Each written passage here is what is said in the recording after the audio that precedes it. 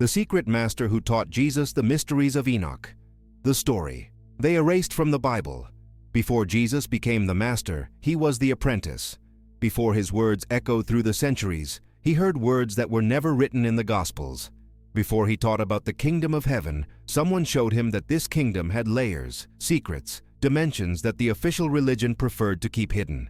This is the story they erased, the story of a man with no name in the sacred texts, but whose words shaped the consciousness of the greatest teacher the world has ever known. Jesus was 17 years old when he met the elder. It was not an encounter marked by destiny. There were no heavenly signs, just a hot afternoon in Nazareth and a curiosity that could no longer be contained. The young man was spending more and more time alone, walking the hills, watching the stars, asking questions that unsettled the local rabbis. Why did God allow so much suffering? Why did the law say one thing while men did another? Why did some ancient texts mention fallen angels, giants, and secrets that no one wanted to discuss? It was Joseph who noticed it first. "My son, you ask questions that even I cannot answer, but I know someone who might." Jesus looked at his father with an intensity that Joseph had learned to recognize. "Who?" Joseph hesitated. "A man who lives in the mountains. They say he studied texts that were removed from the synagogues. Forbidden texts. Why forbidden? Because they reveal things the priests prefer the people not know."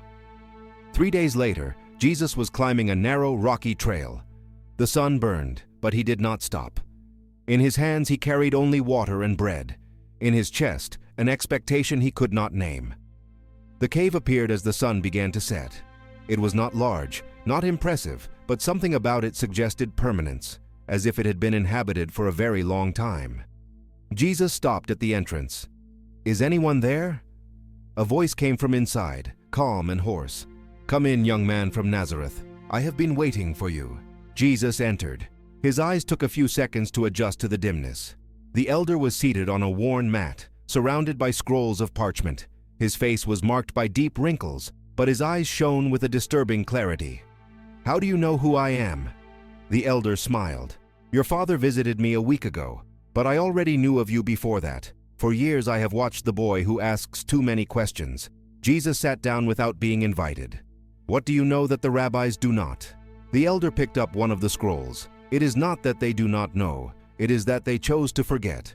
He carefully unrolled the parchment. "Have you ever heard of Enoch?" Jesus nodded. "The man who walked with God and did not die. Is that all they told you?" "Yes." "Then they told you almost nothing." The elder began to read, and Jesus' world began to expand. Enoch did not merely walk with God.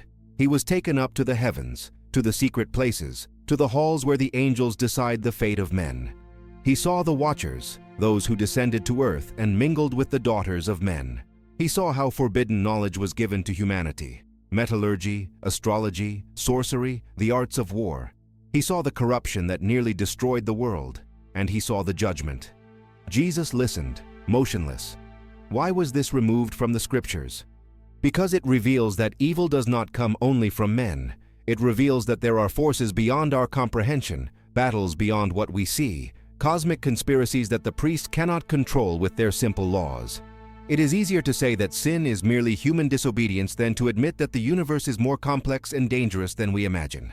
The weeks turned into months. Jesus climbed the mountain whenever he could. Each visit revealed new layers. The elder was not merely a guardian of forbidden texts. He was a master of contemplation, of interpretation, of the connection between the visible and the invisible. He taught Jesus to read between the lines, to understand symbols, to perceive patterns. "You see the stars, Jesus?" "Yes." "They are not just lights. They are messengers. They are markers. They are living scriptures." Enoch learned their language, and you can learn it too. The elder spoke of the 7 heavens, each with its hierarchies and mysteries. He spoke of the Son of Man mentioned by Enoch, a celestial figure who would judge the nations. He spoke of the secrets of the calendar, of how time is measured in the heavens differently from on earth. He spoke of the flood not as arbitrary punishment, but as the inevitable consequence of cosmic corruption. And Jesus absorbed it all, not as dogma, but as pieces of a puzzle he was assembling in silence.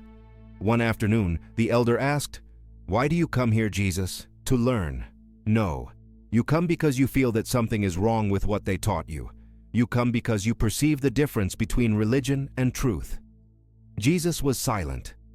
The elder continued, "Religion controls, truth liberates. Religion simplifies, truth complicates. Religion punishes those who question, truth rewards those who seek. You must choose which path to follow." The months became years. Jesus was now 20 years old. His understanding had deepened in ways he himself could not measure. He began to have vivid dreams, visions that seemed more real than waking life. He saw angels and demons not as metaphors, but as presences. He saw humanity trapped between forces it did not understand. He saw suffering not as divine punishment, but as the consequence of a cosmos in conflict. The elder taught him something that would change everything: the secret names. Every angel, every celestial force had a true name, and knowing that name was to have power over it. But with that power came absolute responsibility. "You cannot use these names on a whim," the elder said. "You cannot invoke them out of vanity or fear. Only in service to truth, only when there is no other way."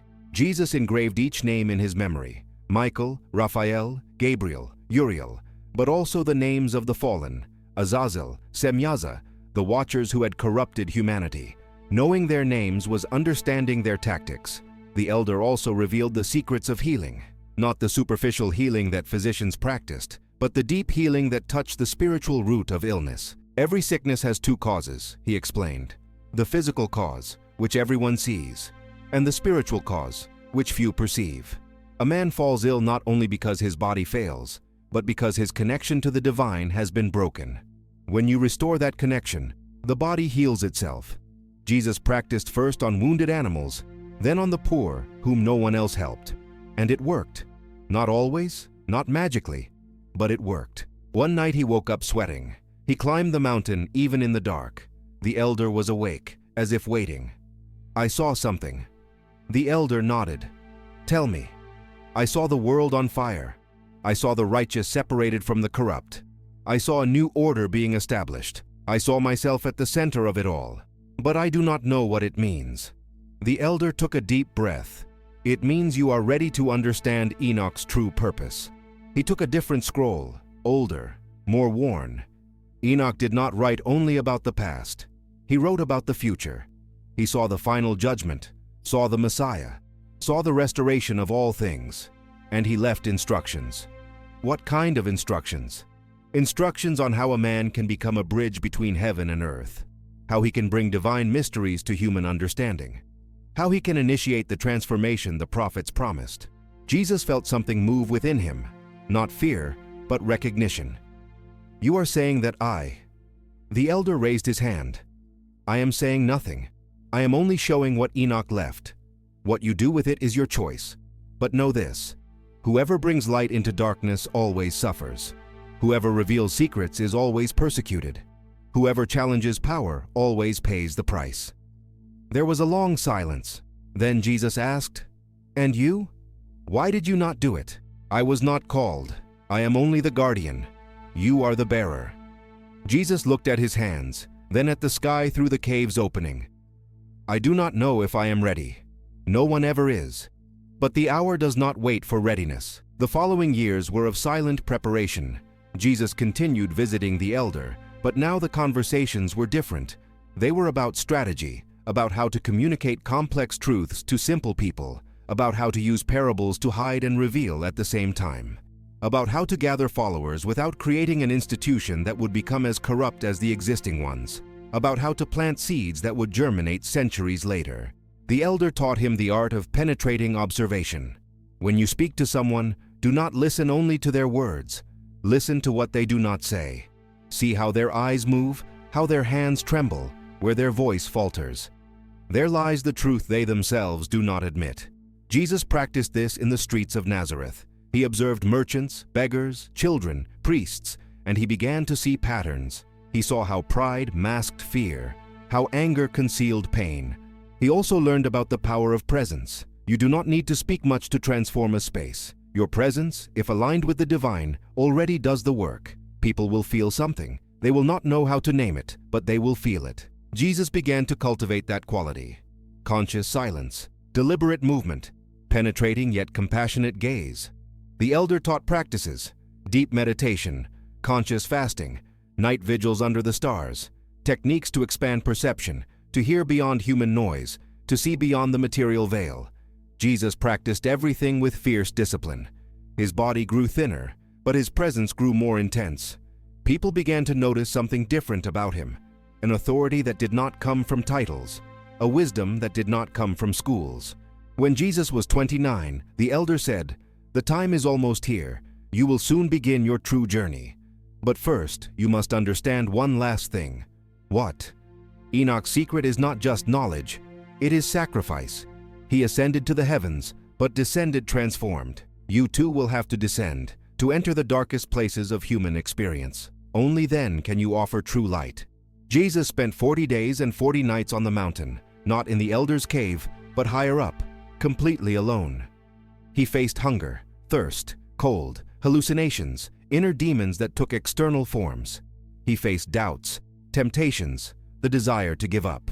But at the core of it all, he carried the teachings, Enoch's words about the watchers, about the heavens, about judgment, the elder's interpretations about power, truth, and transformation, and something new that was being born within him, an unshakable certainty that there was a path between dead religion and spiritual chaos, a narrow, dangerous, but real path. When he came down from the mountain, he went straight to the cave. The elder was lying still. Jesus approached and realized the old master had departed. Beside the body, a single open scroll. Jesus read the final words the elder had left for him. "You are not Enoch. You are greater. He saw the mysteries. You will live them. He wrote about the Son of Man. You will be the Son of Man. Do not let them erase this story. Do not let them forget that truth has layers. Go now. Teach, heal, challenge, transform. And when they try to silence you, remember, what is true never dies. It only waits to be rediscovered." Jesus buried the elder with his own hands. Then he gathered the scrolls and hid them in a place known only to him. Years later, those texts would disappear, be declared apocryphal, heresies, dangers to the faith. But the ideas they carried had already been planted. In the way Jesus spoke of the kingdom not as a place, but as a dimension. In the way he referred to the Son of Man as a cosmic figure. In the way he taught about angels and demons not as metaphors, but as realities. In the way he promised revelations that only some would understand. The official story forgot the elder. It erased the years of formation. It turned Jesus into a figure who appears at 30, fully formed, with no past to explain him. But those who have eyes to see recognize the echoes. They recognize Enoch in the words about the Son of Man. They recognize the watchers in the mentions of fallen angels. They recognize the celestial mysteries in the promises about the kingdom. They recognize that no one teaches what Jesus taught without first having been taught by someone who knew more than the official books contained. This is the story they erased, not because it was false, but because it was dangerous, because it revealed that Jesus was not the product only of spontaneous divine inspiration, but of a secret lineage of knowledge, because it suggested that there are truths that organized religion cannot control, because it showed that the greatest teacher of humanity had himself a teacher. A guardian of the mysteries of Enoch, an unnamed elder who lived in the mountains and died in silence, but whose words still echo today in every phrase Jesus spoke, in every parable he told, in every revelation he offered. The secret master was not forgotten. He lives between the lines, waiting for those ready to see.